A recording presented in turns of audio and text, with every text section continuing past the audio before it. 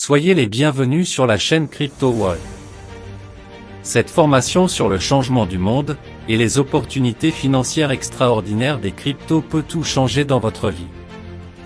Suivez la formation jusqu'à la fin pour ne manquer aucune information capitale sur la prochaine hausse des crypto-monnaies. Abonnez-vous à la chaîne pour ne pas louper les prochaines formations. Ce que je vais dire au début, c'est que nous devons comprendre aujourd'hui que le monde est arrivé à un niveau où le changement est inévitable. Et c'est seulement, d'abord, comme je dis, je salue tout le monde, hein, tous les crypto-enthousiastes, qui comprennent aujourd'hui qu'il est plus que temps, ils comprennent aujourd'hui qu'il est plus que temps de changer de mindset, de commencer à penser autrement. C'est très important. Euh, la façon dont nos grands-parents ont vécu, les choses ont énormément changé aujourd'hui. Lorsque vous arrivez en Afrique, dans le temps ancien, il faut comprendre que les parents, lorsqu'ils avaient beaucoup d'enfants, c'est que c'est eux les plus riches, puisque si tu avais beaucoup d'enfants, c'est que tu pouvais notamment avoir une marge assez vaste à cultiver. C'est-à-dire, tu pouvais cultiver assez de terre, puisqu'il n'y avait pas des tracteurs. Mais aujourd'hui, même en Occident, si tu avais des usines et consorts, c'est toi qui étais le plus riche des propriétés de terrain et consorts. Mais aujourd'hui, les choses ont changé. Et comme je venais de le dire, le changement est inévitable. Voyez un peu ce qui s'est passé. Dans les années 1980, on a eu une révolution très importante et auquel, en fait, l'Afrique n'a pas, en fait, eu son mot à dire et n'a pas participé activement. Mais je peux dire une chose, c'est que on a caché la plupart des choses, hein, parce que la plupart des brevets, la fibre optique qu'on a aujourd'hui, il faut comprendre que ce sont les Africains de peau, c'est-à-dire foncés, qui ont innové même. Mais tous ces brevets-là ont été cachés parce qu'on ne veut pas en fait que le peuple africain puisse réellement s'émerger et s'émanciper. Et c'est pourquoi vous allez voir dans les écoles, on continue d'endormir l'esprit des jeunes, de nos jeunes, en fait, avec des histoires pas possibles. Et surtout, on met en exergue quoi, l'Occident et consort. Moi, je n'ai rien contre notamment l'Occident, mais je pense qu'il est très important que nous, peuple africain, on puisse aujourd'hui se réveiller.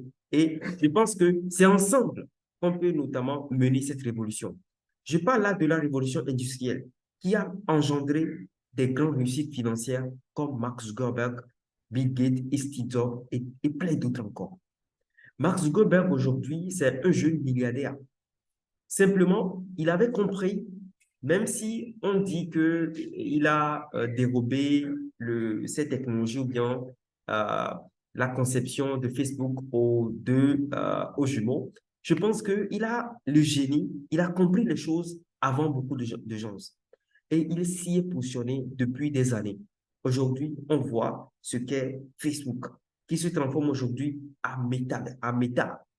Meta qui signifie en réalité le métaverse. Et la fois passée, ils avaient eu beaucoup de pertes. Beaucoup, non, je peux dire beaucoup de pertes. Leur chiffre d'affaires a diminué et même la bourse le montre très bien.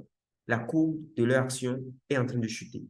Mais il dit que lui, il sait que la technologie blockchain et les crypto-monnaies vont s'imposer.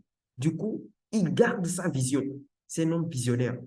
Vous voyez là une personne qui a compris cela qui a compris la révolution Internet, aujourd'hui se positionne encore sur cette révolution de la blockchain. Et pourquoi pas nous? Bill Gates, c'était le dévancier sur le plan de l'Internet, et Steve Jobs. Ben, attendez-vous bien à voir ce qui se passe lorsque on ne veut pas en réalité comprendre la révolution et suivre.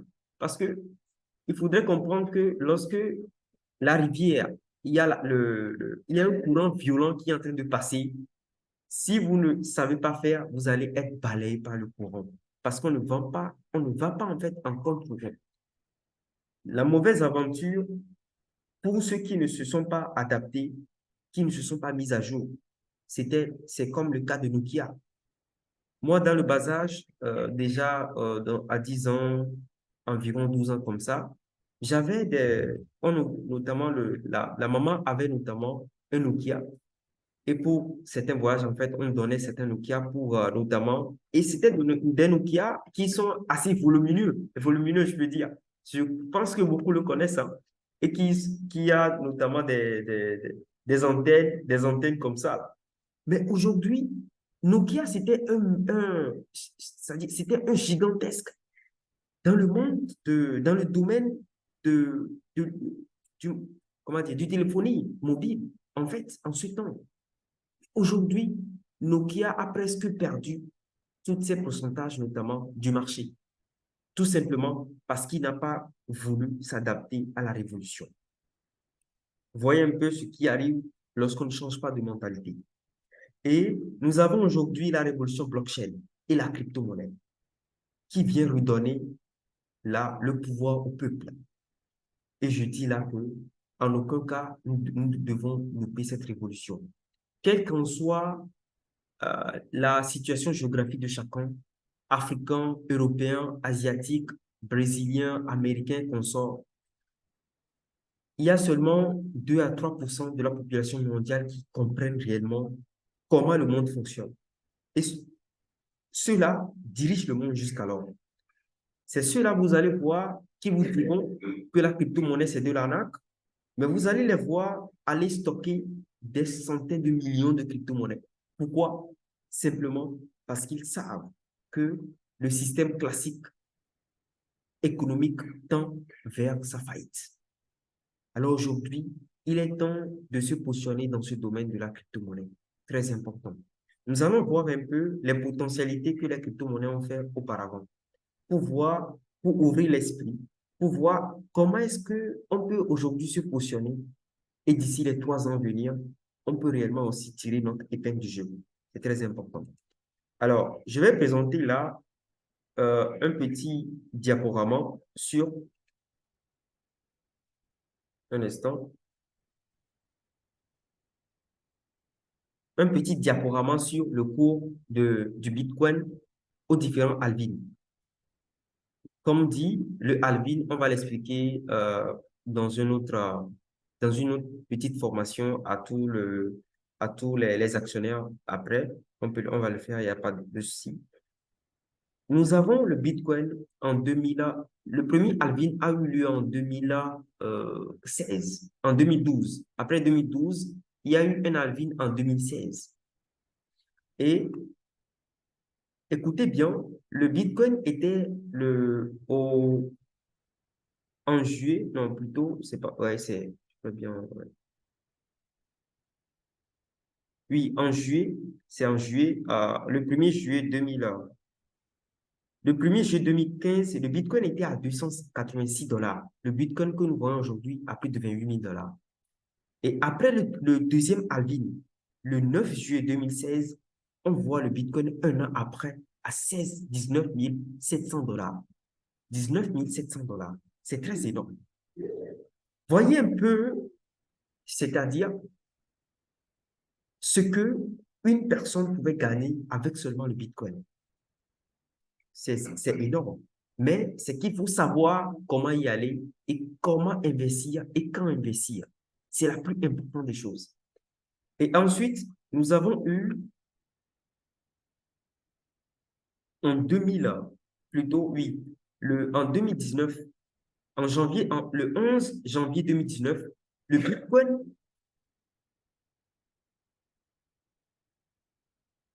Bitcoin, était à 3674 $. Et après le troisième halving, le 11 mai 2020, le Bitcoin, le troisième halving, comme je disais, c'est 4 en 4 ans. Et on va expliquer le processus pour que chacun puisse comprendre dans une autre vidéo ou bien dans une autre formation très, très précise. Alors, avec le groupe des actionnaires. Alors, ici, on voit que en novembre, le 8 novembre 2021, le Bitcoin était allé jusqu'à 69 000 $. De 3 674 $ à 69 000 $. C'est que c'est plus que fois 25 ans. C'est-à-dire plus que 2500%. C'est énorme. Je vais dire là que c'est énormissime. Pour ceux qui comprennent réellement, le monde classique, ceux qui font des épargnes, euh, qui, euh, qui mettent leur argent à la banque là, lorsqu'on leur dit même 100%, ils vont commencer à crier, puisque ça sort de l'ordinaire. Alors, voilà aujourd'hui encore, nous tendons vers le quatrième Alvin. Et là, qu'est-ce qui va advenir? C'est Dieu seul qui le sait. Bon, étant donné que moi, c'est comme là, Satoshi Nakamoto, je pense que je connais ce qui va arriver. Bon, en guillemets, c'est pour rigoler, mais je peux dire une chose, c'est que ce qui peut advenir encore est encore plus violent que ce qui s'est passé les autres Alvin passés. Pourquoi? Simplement, on analyse aujourd'hui la macroéconomie, comment les choses se passent aujourd'hui. On voit que beaucoup tendent à perdre plutôt la confiance au système classique.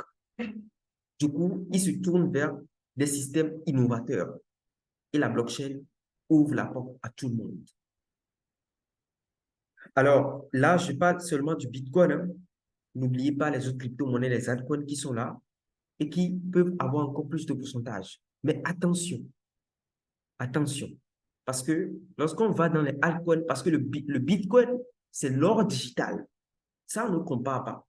Ça, on sort de la comparaison lorsqu'on parle du Bitcoin.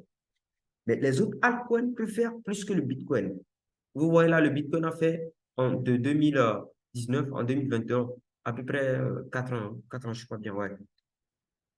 Il a fait environ, non, pas 4 ans, hein, c'est 2 ans, oui, 2 ans et quelque chose. Ouais. Il a fait environ 2500%, soit 25. Les altcoins peuvent faire, disons, 300, c'est-à-dire 10 000%. Mais ce qui est là, c'est que dans le domaine de la crypto-monnaie, nous avons plusieurs arnaques. Ça, il faut le comprendre. C'est pourquoi c'est pas tout le monde qui y va. Ou bien, il faut pas y aller par hasard. Ou bien, parce que quelqu'un dit qu'il faut investir, qu'il faut aller investir. Jamais. C'est un domaine à part entière qui peut rapporter énormément d'argent, mais qui peut aussi faire perdre énormément d'argent.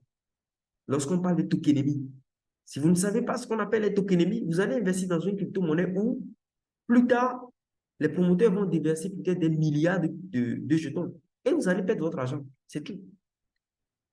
Et avec notamment notre expérience, il faut comprendre que nous, particulièrement moi, j'ai vécu le bull run de 2020, comme j'ai l'habitude de le dire, et je peux dire que c'est un événement qui est catalyseur. Mais au tout début, sans formation et sans information capitale, j'ai fait aussi beaucoup d'erreurs. J'ai perdu plus de 400 dollars dans une crypto-monnaie comme ça, qui avait un tokenomie de merde. Jusqu'alors, c'est à peu près à 3 dollars. Hein. L'unité, c'est le compte était quitté 600 dollars à 3 dollars. Voilà un peu ce qui se passe.